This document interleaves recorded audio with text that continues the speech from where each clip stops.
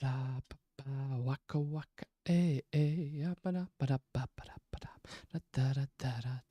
Hello everyone, welcome back to Real Reds Talk, an authentic football fan channel made in Manchester. We have had breaking news today that Mbuemo's medical is pending. Fee agreed.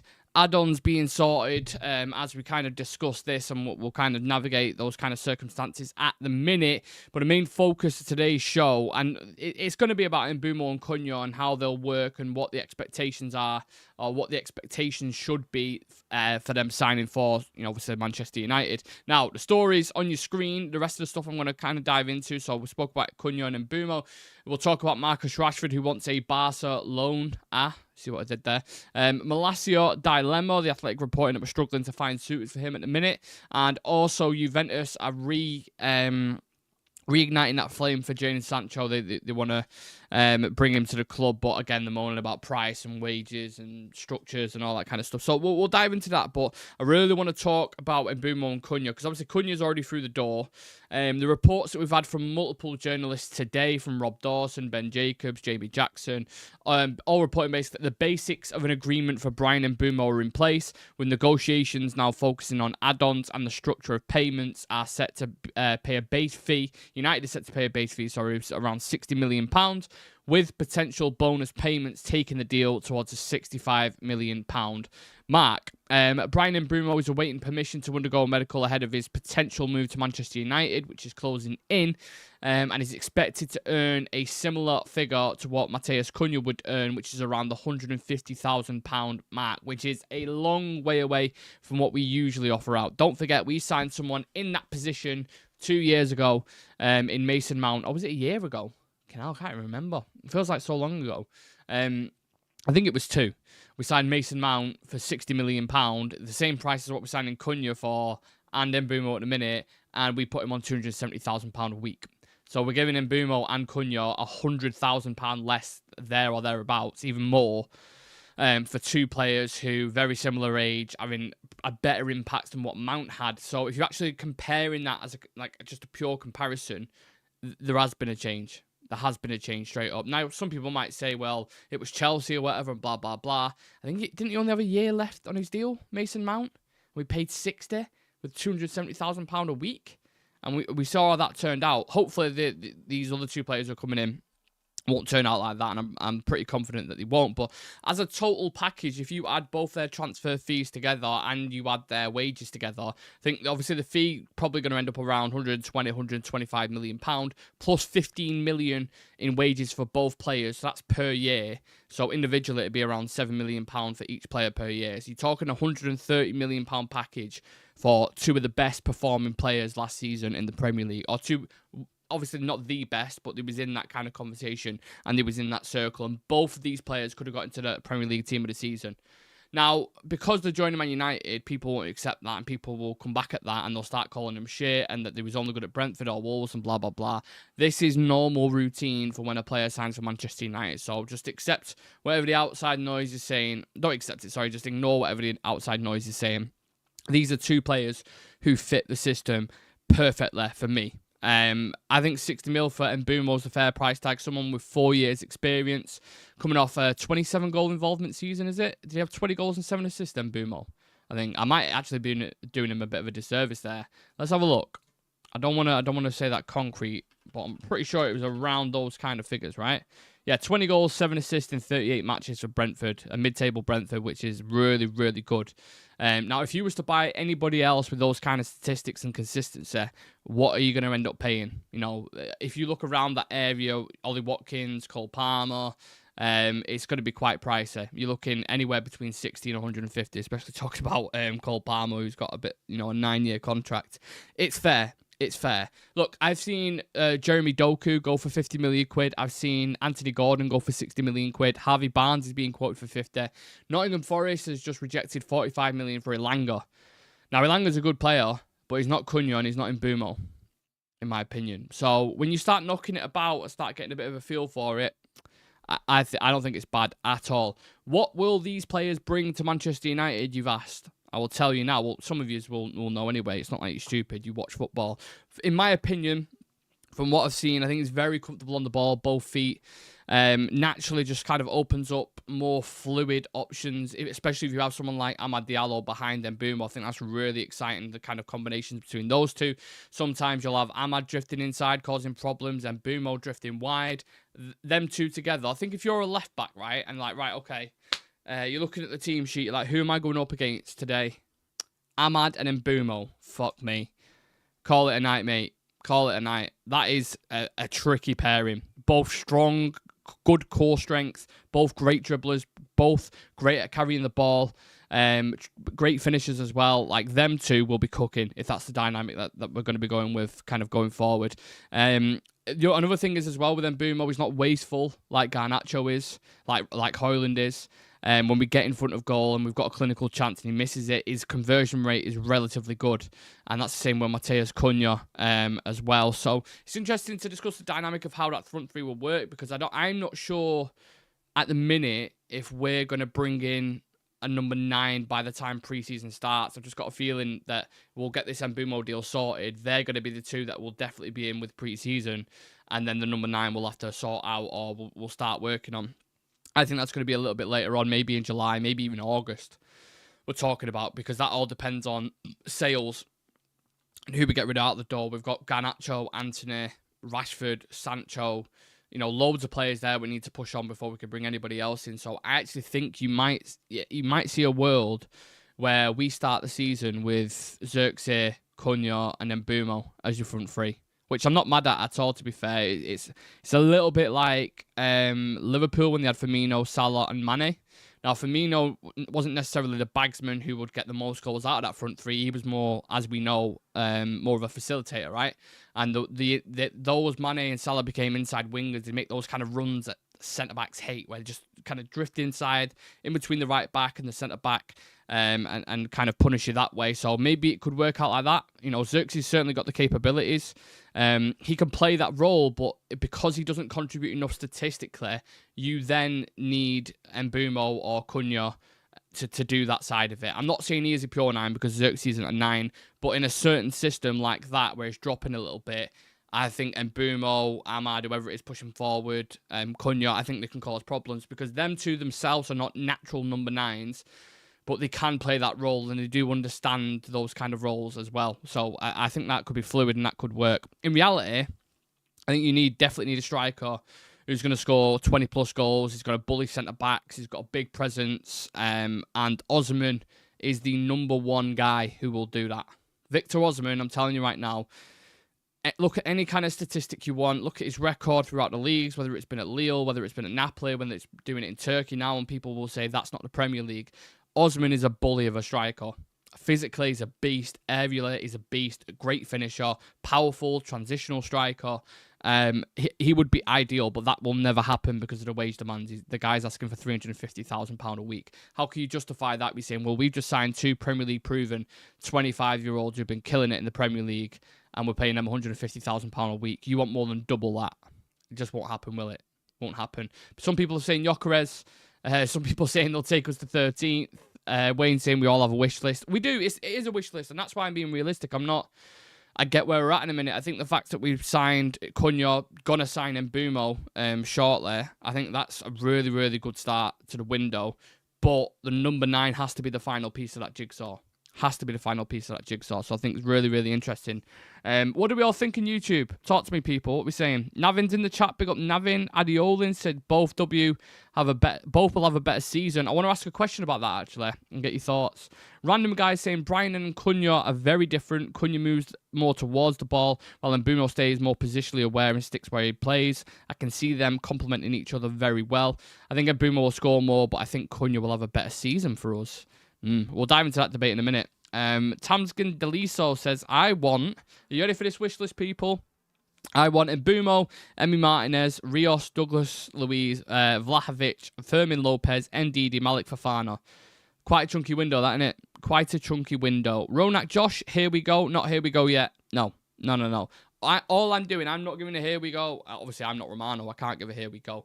That deal is inches away, I'm telling you. And that deal will get done. 100%. It's just finalising the add-ons now at the minute. And then we will do it. Here we go. We'll go live regardless, as we always do when we get a new transfer. I'm discussing just the possibility and the dynamic of these two players in the forward line. So to go from Garnacho, Højlund, and I don't know, Xerxes, whoever it is in the forward line, to having those two in there is miles apart, honestly. Both Ahmad and Mbuemo can go in and out, and these two without Cunha will tear defences apart. Lumen poll is a tough one for me, to be honest. That's why we do polls, to make it tough. You don't want to ask easy questions, do you? Cunha and Mbuemo quality signings, proven Prem. That's from Danny. Them two ain't your typical players you'd expect a United team to sign, though. I don't know. I completely disagree with that. And the reason why I disagree with that is because I think what you're doing by bringing those two players in, you are going quite literally from boys to men. You know, Mbuemo, someone 4 years plus experience in the Premier League who's done it consistently. You know, even 2 years ago, he had a better season than what our forwards are doing at the moment. Now, that's not really a measuring stick to use because our forwards have been so bad, but he has been consistent for Brentford. And let's be clear, we finished below Brentford last season. We finished 15th. So if we're bringing someone in who scored 20 goals and got 7 assists for Brentford, we're bringing in Cunha who scored 15 goals and got 10 assists or whatever it was for Wolves, that to me, you're buying the best players in the Premier League. It's what Fergie used to do. No one could tell me Mbuemo or Cunha weren't some of the best players in the league last season. And if they do, they are going against United just for the sake of United signing them. Like, most clubs would take those players in the league. The majority of clubs. They're very, very talented. Now, they might come to United and it might not work out because United is a graveyard for players, but it doesn't mean they're not talented players. Doesn't at all. The question I want to ask, and the difficult question I want to ask, and before I do it, this is where I need you lot. So, who do we think, if you was a betting man, let's say you had to put your house on it or whatever, who do you think will have a better season for United, Bryan Mbeumo or Cunha? And explain your reasons why. Let's hear some valid or decent explanations why you think they'll have a better season. Because I think it's very close. Both had similar output. I think Mbuemo just edged him last season. But something about Cunha at United, wearing a United shirt, just feels right. I know Simon Jordan on TalkSport made the Eric Cantona comparison, and I'm certainly not going to do that, but I just think he's got that attitude to deal with it. It might boil over the edge a little bit. Listen, we've had plenty of players who've been talented and had a bit of a hothead. Roy Keane, Schmeichel was a bit hot-headed. You know, there's loads of players that we've had. Vidic, bit of a hothead, but quality centre-back. I want fighters in this team, so I don't care if he has the odd outburst or whatever. As long as he's fighting, committing, and working hard for the team, that's absolutely fine. I can see Xerxes improving tenfold. Remember, this will be his first pre-season. A lot of noise about Xerxes at the minute, saying he's looking a lot leaner, a lot sharper. Yeah, first season he had a difficult start, didn't he, to life in the Premier League. I remember him getting booed at Old Trafford, which is just crazy. And then it was like quite literally the opposite. He had games against Arsenal, I think, in the FA Cup, where he's like bodying Saliba and Gabriel. So he's shown that he's got the strength there. He takes care of the ball really, really well, but he's not selfish enough to be a number 9. He's not getting enough goal contributions, whether that's assist or goals at the minute, so he needs to step that up. And he's not the quickest either, so you need to utilise him in a certain way, and I think the more time Ruben Amorim gets with him, I think the better that'll get, hopefully. What's that name, sorry? Hi H says we need to sign Martinez for 20-25 million, and we could sell Lisandro Martinez for 40. Cunha, in my opinion, will have a better season. The fan base will fall in love with him in the first few games. Yeah, it has that feel about Cunha, doesn't it? Definitely. I agree with that. I think Xerxes could be our false 9 with Cunha and Mbuemo running off him. There's more and more noise about that. It was more... if I was a betting man now, I would say that's our front 3 for the start of the Prem. When we play Arsenal in August, I just have a feeling. I think that will be the front 3, and then the number 9 will eventually sign. Who that's going to be... Listen, when we play Arsenal, the first game of the season, they could have Gyökeres as their number 9, or we could have Gyökeres as the number 9. They could have Sesko. You just don't know. You really, really don't know. The issue is at the minute in the market, who is that number 9 who fits a similar price, similar age, and similar wage to what Mbuemo and Cunha are on? Because I'm sure United would want to get a deal done now around that kind of fee. 150 grand a week, 60 million, and they're scoring 20 plus goals. But it's not really on the market. Like Gyökeres, if he doesn't go to Arsenal and United still decide to pursue that deal, Gyökeres is going to cost £65 million, right? 65, 70 million quid.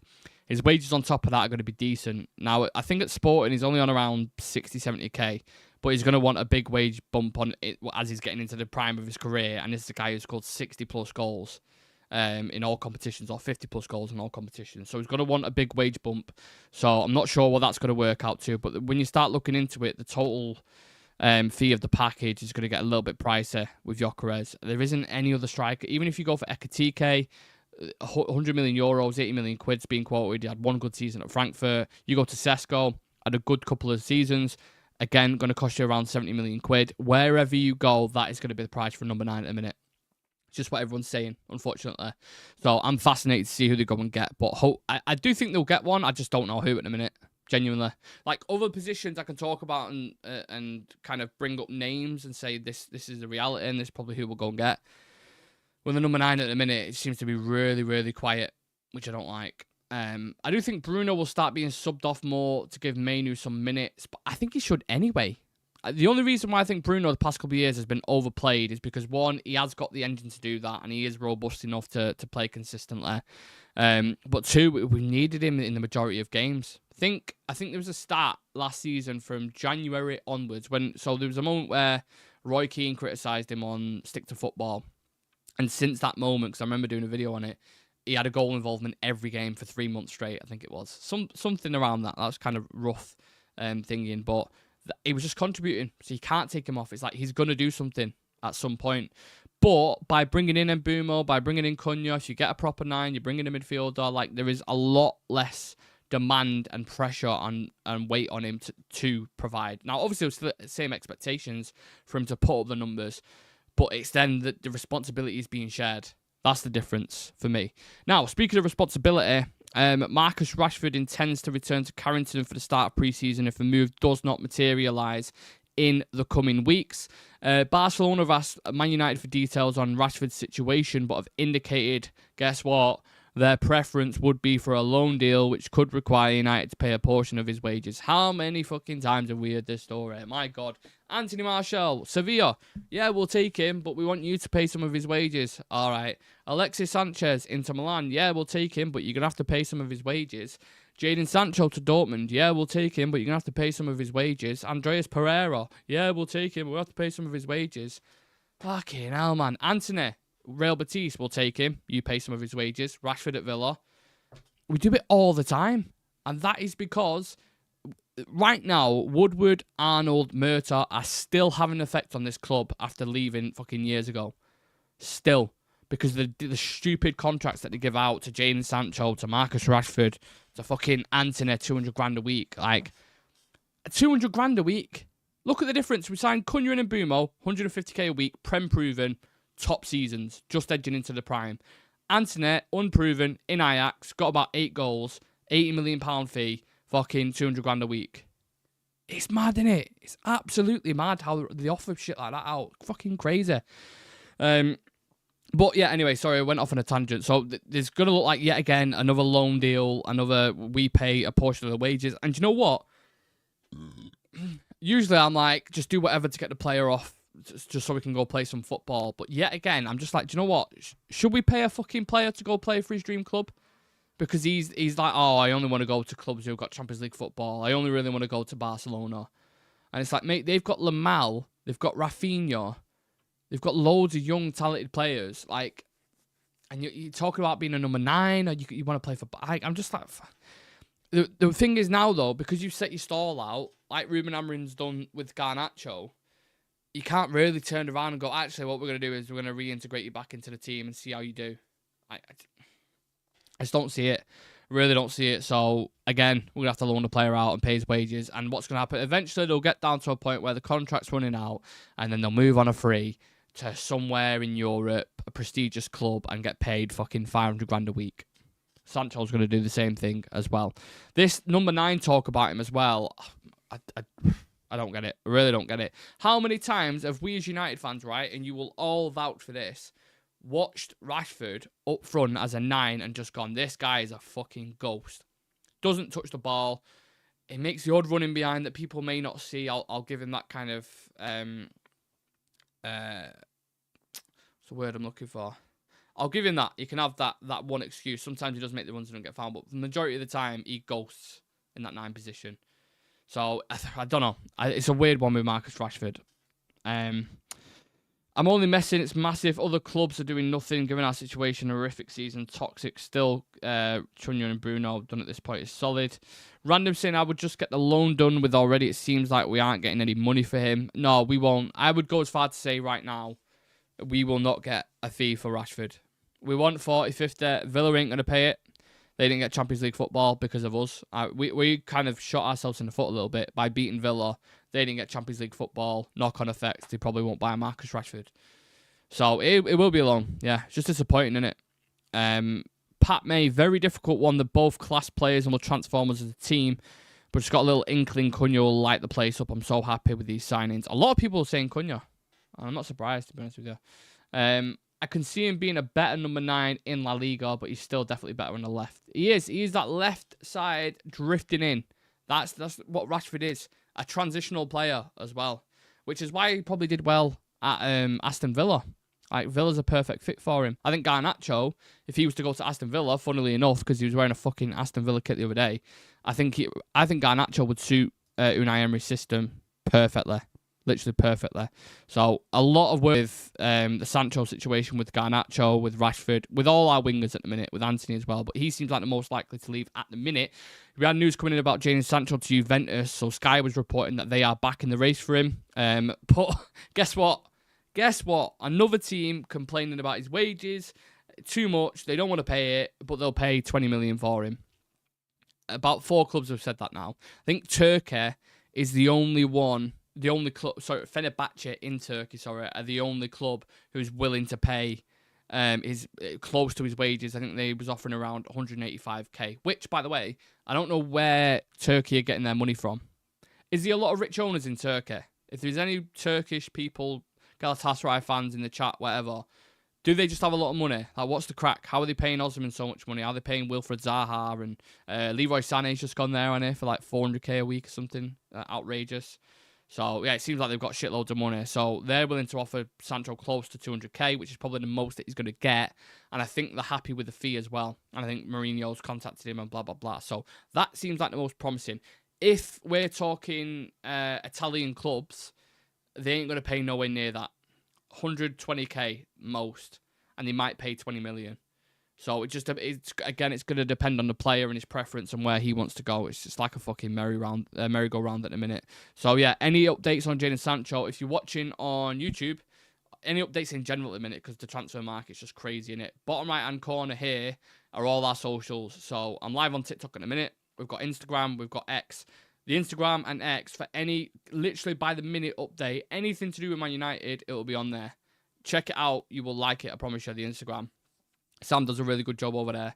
And yeah, it's good engagement, good numbers, and the news stories are consistent. And they're good. Just check it out. I'd implore you to go do that. Now, the last story we're going to discuss, this has come out from The Athletic, and Mike Critchley, I can't remember his name. Sorry about that, the journalist. United are struggling to drum up suitors for Tyrell Malacia at the moment. It seems like the most likely that he's going to return to Manchester United, which, again, I'm sorry to be that guy who keeps saying the same things, going to go out on loan. Unless someone offers, I don't know, £7 million for him. PSV is just gone out on loan there. It doesn't seem like they want to buy him. I don't know what the crack is over there. Didn't they win the league? So, surely they've got a little bit of pennies in the pocket. I don't know, man. But Malacia is going to become another problem who will kind of lingering about. Since he came back from his injury, I mean, this guy he's looked a shadow. And let's be honest, even when he first came in, he didn't look convincing. He had the odd kind of moment, but those kind of injuries, was it a meniscus that Malacia did? I feel like it was. We always reference it on this channel. There was a situation which you guys will remember in the Europa League against Bodo Glimt. One of Bodo Glimt's players just ran past him like he was nothing, and there was like a clip of the camera where he was just chasing behind him like that, just trying to catch up with him, and it's just the physicality, intensity, pace has been knocked out of him. Don't forget, he was called the Pitbull when he joined United. You know, now he looks like a Doberman a little bit. Struggling. So, yeah, struggling to find suitors. I did rate him when he first came. I thought there was a little bit of promise there. Only a cheap price tag won it. We bought him for like 13, 14 million. But yet again, Erik ten Hag's recruitment has absolutely killed us. I think the majority of his signings have failed. Where it's Antony, Højlund, Casemiro's, nah. Had a little bit of a redemption story, but still you're like, nah. Onana, Jesus Christ, don't get me started on him. Malacio. It's just been bad, hasn't it? It's been really, really bad, his recruitment. And it just goes to show you can really ruin a club by letting a manager rule too much a little bit. Like, this is where the sporting director should step in. This is where there should be unison. There should be communication between the three. And manager and sporting director should have at least a veto as well. Like, it should be a strong principle based on what kind of players you're going for. And that was like, oh, Erik wants this player, he likes him, let's go get him. Fucking ridiculous. Right. Before I head off, let's have a look just to see if there's anything else that's popped off whilst I've been live, because typically that is the case. Nope, nothing at a minute. I mean, Talk of the Devils has just dropped, so I'll give that a listen. Paul Pogba going back to Monaco as well, which is just like madness. Madness. Also had 2 separate surgeries, one of which failed. Full tear of the meniscus plus some cartilage damage, some serious stuff. Well, random guy, you will know about medical stuff, won't you? So, yeah, appreciate that. Full tear meniscus, Jesus Christ. Yeah, sometimes a player just isn't the same coming back from that, are they? Simply not the same. Sky Sports had us linked with Ndidi for 9 million. Yeah, I don't. When you know what, when I see those kind of signings, Dave, I'm just like, nah. No, go buy a premium player. Man City, who they had a bad period mid-season, but ended up finishing in the top 4, right? They're back in Champions League football. I've just gone and bought Reinders, the best midfielder in Serie A last season for 50 million quid. Why the fuck are we, who just finished 15th, being linked with Ndidi? You know what I'm saying? Crazy. Absolutely crazy. Anyway, I'll leave it at that because we're getting near the 30-minute mark. If anything drops in the next couple of hours about Mbuemo, which it could do, it might drop tonight or it might be the next couple of days. Turn on that notification bell on YouTube because when we go live, it'll just drop down on your phone, iPad, whatever it is you watch on, and you can just tap on it and then get involved in the conversation. So, yeah, appreciate everyone who's joined the chat. I know you're all busy. I know it was a little bit later because I had some stuff ongoing in life, but it is what it is. Yeah, had to do a show, wanted to do a show and talk about Cunha. Don't know who that is. Talk about Cunha and Mbuemo, and we'll be back shortly. Sorry, I put a video out for members the other day. Basically, me just reacting to Sunday League videos, some mad moments in there. I'm going to put that out for the public tomorrow at 12 o'clock as well. But if you want to become a member and support the channel, obviously completely up to you. It's a couple of quid a month. Just supports us. We've already got loads of members. At the minute, you get exclusive content, badge next to your name, and a chance to feature on the show as well. So, yeah, people on TikTok, if you want to check us out on YouTube, we're nearly 30k on TikTok, I think, at the moment. So, check out our YouTube channel, subscribe. Check out the show we did with Alice, Talks Football, yesterday as well. Sorry, that's the last plug, I promise. I'll leave you to it.